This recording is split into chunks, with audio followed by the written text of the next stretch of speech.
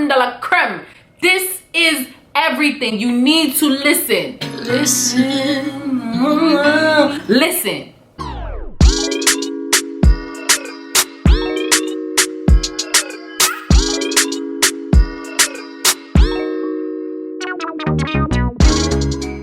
What's good, YouTube?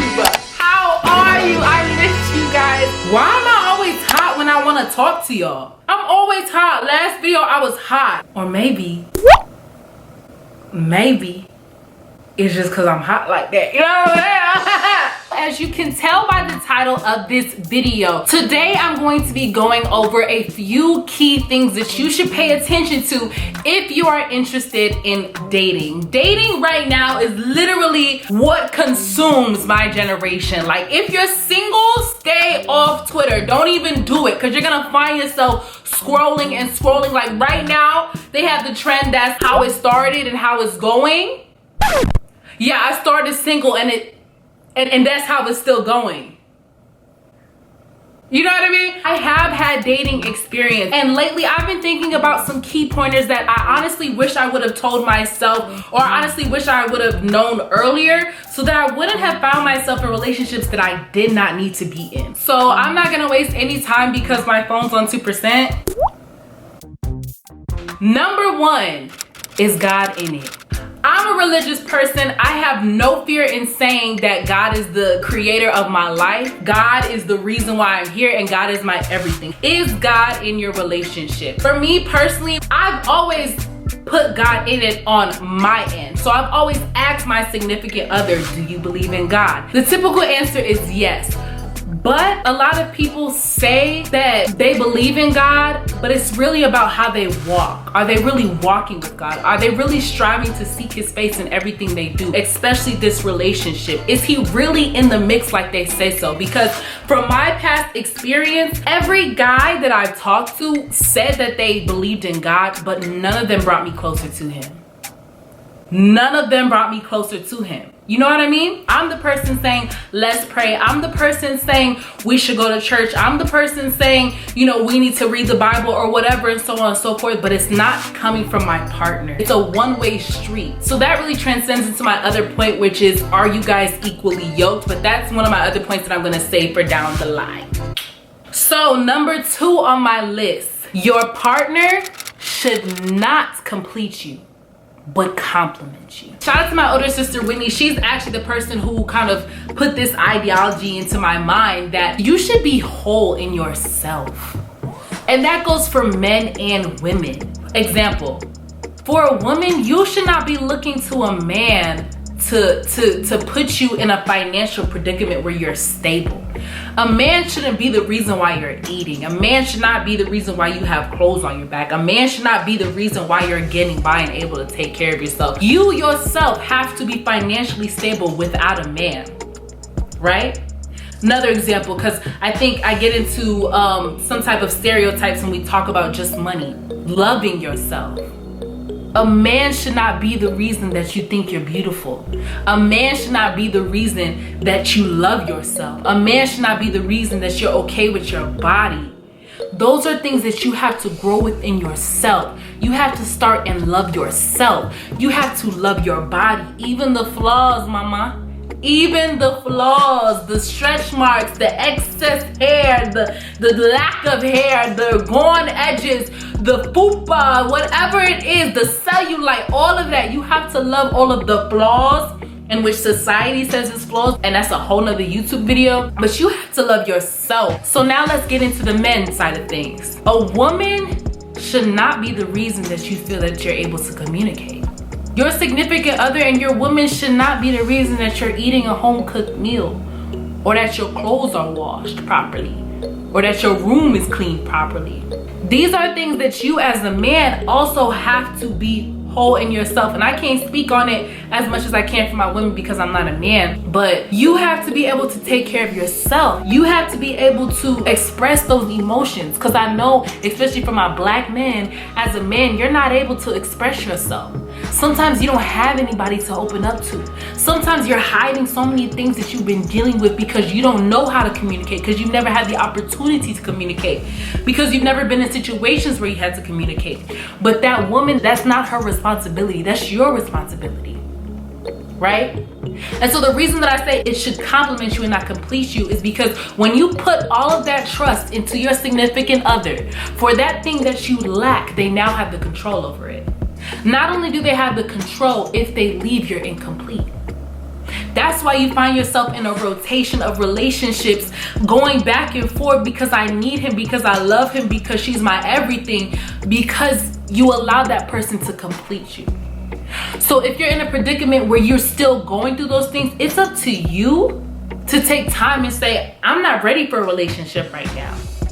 I need to take some time by myself, focus on what I have going on, heal from the things that I'm broken on, and then I'll be ready to compliment somebody. The same way somebody's gonna be able to compliment me. Child, I am preaching to them. All right, are you guys equally yoked? Now, of course, I know you've heard it before. Equally yoked is more of like a religious terminology or a religious aspect. But even if you're not that far in your religious walk, so to speak, the question is, are you guys equal? Are you guys on the same page?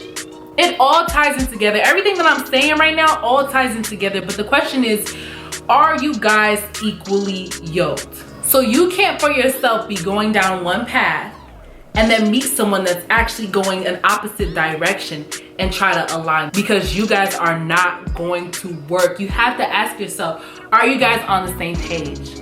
I've been blessed to go through a lot, and I can't believe I say I'm blessed. Oh my gosh, the growth. Because the Omi would have said I've been through so much trauma, but I've been blessed to go through certain things to have different aspects on what I'm talking about. So I've been in predicaments where I've been with somebody and he's going this way and I'm going this way, or I'm going this way and he's going this way, and we're trying to make it work, but we're just not going the same way. And when you look at those different characteristics, you'll see and you'll be able to understand if you guys are and if the relationship is really meant to be. Number 3, understand expectations up front.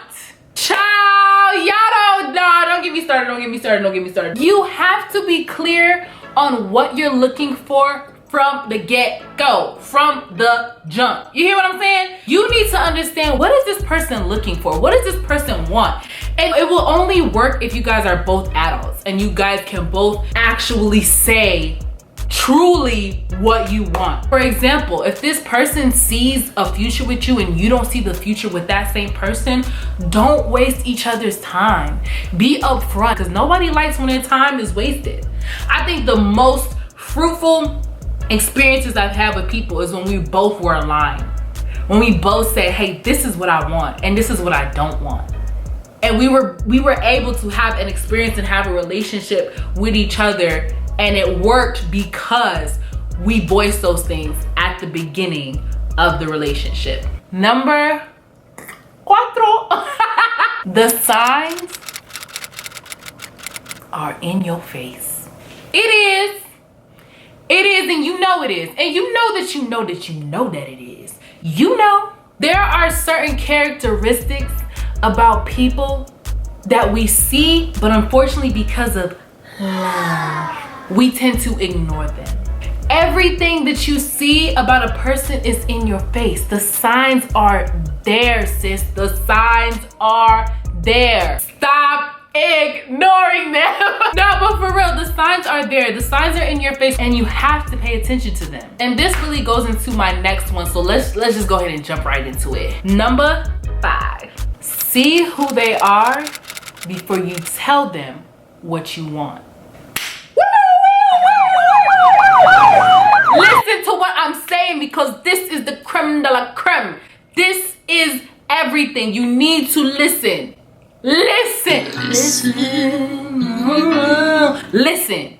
When you meet somebody And they now begin to ask questions like, what do you look for in a man? What do you look for in a woman? What are you seeking? What is your preference? What do you like? What do you don't like? These are all great questions. These are all important questions. But if you're truly looking to be with a man long term, you need to understand how he is before you taint his mind with what you want. Here's the reason why. When you tell somebody ahead of time what you're looking for, they might begin to mask themselves and subliminally become that person so that you can be with them. No. Before you get with that man, see how he treats his mom. How does he treat his sister? How did he treat his ex? That's really important. You need to see, how does he treat his friends? How is he within his community? Like, how is this person without me? So that when you begin to tell him what you like, you understand that he's just not putting on a mask. And that's why you'll see people say, he was so sweet at first. He was just the best guy in the world. And he used to take me out and open up my door for me. And he would get me flowers, my favorite, and he would do so many things, and then one day he just stopped doing everything, and now he doesn't even do this, and he doesn't even respect this, and now he's out late. Yeah, sis, because that's who bruv was at the beginning, from the get-go, from the jump. That's who he always was. But he masked that because you told him what you liked, and he did that so he can get you, but now you're seeing the true colors. All right, so this brings us to the last tip on our list, and honestly, probably the most important one: situationships.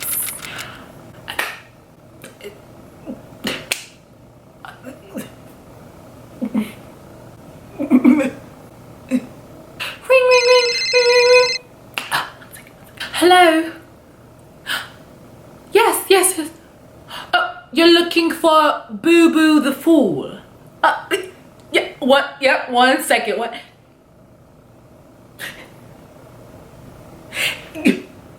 It's for you. Boo Boo the Fool. That's all it is, and that's all it should be. That's it. I'm sorry to burst the bubble. Boo Boo the Fool is what you look like when you end up in a situationship. So for those that don't know, situationships are those relationships that don't have any boundaries or don't have any titles, but we know what it is. You don't know what it is. You know, what I've learned and what I wish somebody kind of would have told me ahead of time is that when it comes to clarifying what you guys are, it should be black and white. There should be no gray areas when you think that you're in a committed relationship with somebody.